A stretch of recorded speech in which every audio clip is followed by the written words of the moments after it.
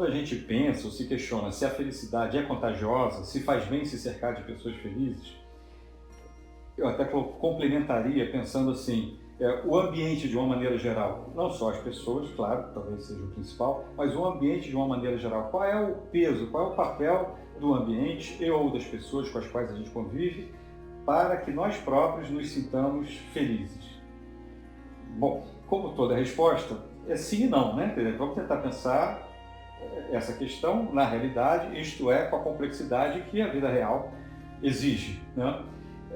Certamente, se eu estou num ambiente de pessoas, aí a gente talvez tenha até que diferenciar, pelo menos para o raciocínio, felicidade e alegria, de pessoas mais alegres, mais positivas, isso certamente vai ter uma influência positiva.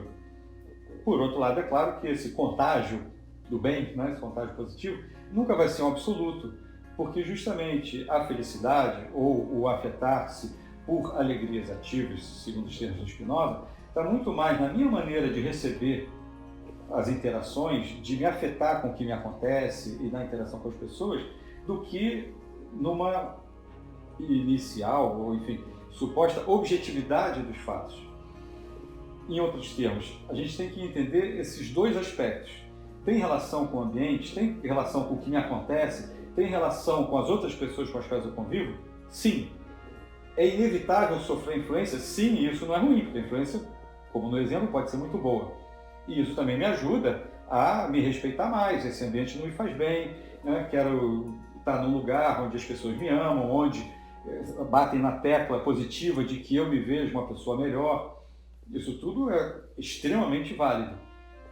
Ao mesmo tempo, é preciso entender que é impossível ter um controle sobre os encontros, sobre os bons encontros, sobre o ambiente de uma maneira geral, sobre a outra pessoa, sobre as pessoas que eu amo ou que eu convivo mais intimamente. Isso não tem como. Então, sempre vai haver contrariedade, vicissitudes, dores.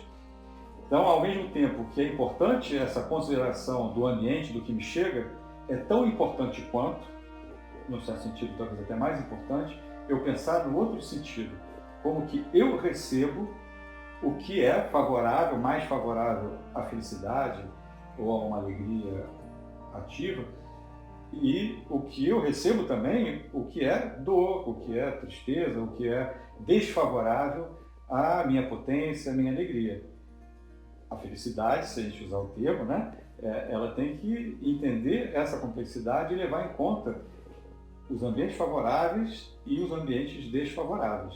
O Spinoza, ele tem um termo, né, na verdade um par de termos, né, dois termos, que eu acho muito interessantes assim, para a gente pensar essa relação entre a maneira como eu sinto o que me acontece, o que me chega, e o fato mesmo que acontece.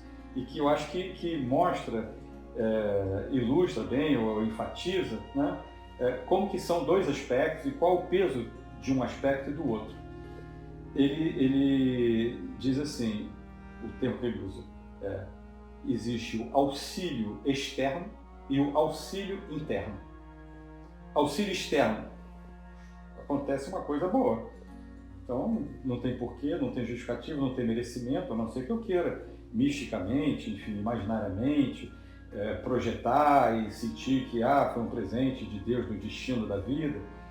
E me acontece também o contrário do auxílio externo, né? Coisas difíceis, ruins, né? Dores, perdas, e que eu posso pensar também, qual é a mensagem disso, ou por que Deus está fazendo isso comigo, me revoltar, ou, enfim, o destino, eu não tenho sorte na vida, etc, etc. Então, existe toda essa interpretação psicológica acerca do que me acontece. Fato é, voltando para o auxílio, que às vezes acontecem coisas externas que me fazem muito bem. Eu não esperava elas, não mereci elas, a não ser misticamente, mas eu digo, não provoquei, mas aconteceu e foi muito bom. A Spinoza diz, ótimo, isso tem um peso objetivo sobre a nossa vida, um auxílio externo. Bom, e o auxílio interno? Aí Spinoza vai dizer, o auxílio interno, num certo sentido, é muito mais importante. Para começar a entender essa importância do que ele chama do auxílio interno, que é justamente como eu me afeto, como eu percebo e me relaciono com o que me acontece, muitas vezes, se a gente observar assim de fora, né, acontece uma mesma coisa, ou análoga, né, próximo, para duas pessoas.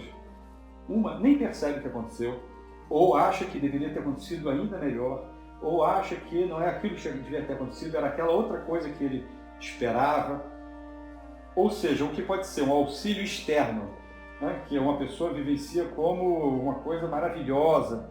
O mesmo fator, dependendo do auxílio interno, né, dependendo de como a pessoa recebe e vivencia aquilo, pode ou ser indiferente ou passar desapercebido, ou ao contrário, ser visto como menos do que aquela pessoa mereceria, ou do que deveria acontecer, ou etc, etc. Ou comparando, pior ainda, né, com o outro, isso foi bom, mas com fulano foi ainda melhor.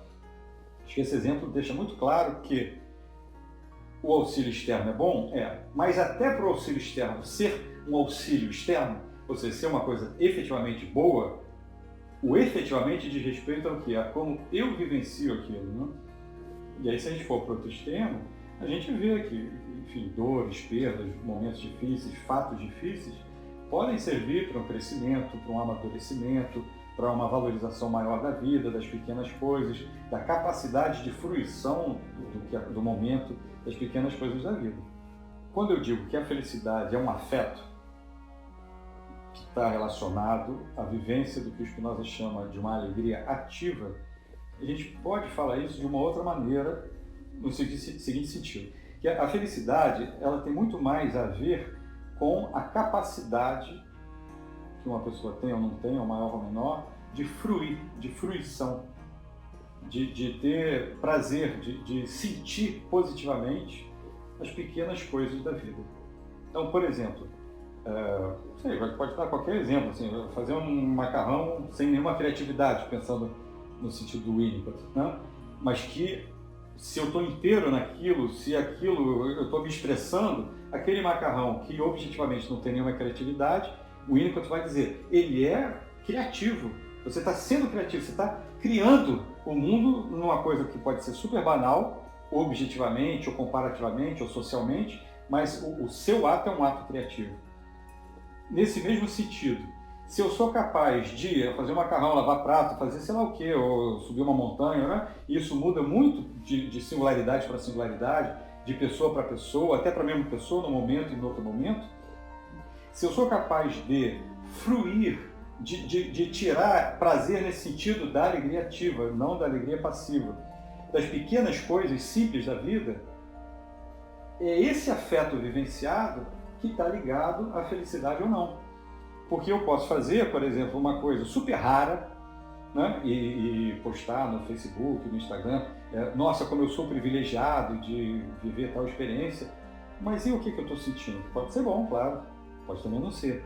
A felicidade diz respeito a o que eu estou sentindo por detrás daquele prazer, alegria passiva, de comparação. Puxa, é tão raro, puxa, que bom que eu tenho isso e que é tão difícil das pessoas terem, que bom que eu conquistei aquilo. Né? Quer dizer, então, a capacidade de fruição das pequenas coisas é a mesma capacidade, maior ou menor, sim ou não, de fruição de coisas mais espetaculares, ou mais raras, ou mais desejáveis socialmente, ou mesmo mais desejáveis pela própria pessoa. Acho que esse exemplo essa consideração, essa observação, deixa mais claro o que eu quero dizer com a felicidade como um afeto. Né? Se você não é capaz, enfim, não é muito capaz, ou não consegue ver sentido nas pequenas coisas, e aí assim, mas qual o sentido de tal coisa? Não o sentido externo, né? A ideia de Spinoza. Sentido no sentido da ideia do corpo, né? Sentido assim, que aquilo faz sentido porque eu estou vivenciando e aquilo faz sentido eu vivenciar aquilo. Eu estou me sentindo vivo fazendo aquilo, por mais corriqueiro que seja, ou objetivamente banal ou comum que seja, é esse sentimento do estar vivo, de estar ativo, né? Que está exercendo, realizando a sua potência naquele instante, no momento atual, nas relações atuais. Isso é que é da ordem da felicidade. Muito mais do que o objeto ou aquilo que se conquistou, se está fazendo, comparativamente às outras pessoas, ou a mim mesmo, ou a minha expectativa, etc, etc. E aí talvez, se a gente for usar uma outra palavra, né, talvez seja assim, satisfação. Né? Eu ter satisfação numa vivência que me deixa potente nas coisas simples e corriqueiras, isso é uma expressão da felicidade. A felicidade diz respeito a isso, tem relação com isso.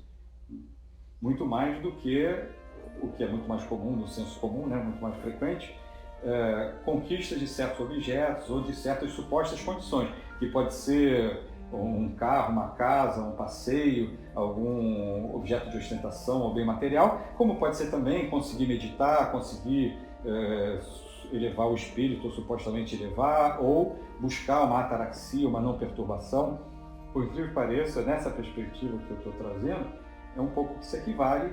Por quê? Porque a questão está fora de mim e eu tenho que alcançar ou conquistar, ou está na minha vivência, no meu afeto, e aí pode ser tanto com a meditação, quanto com o bem material, quanto com nenhum dos dois, enfim, uma coisa muito mais corriqueira.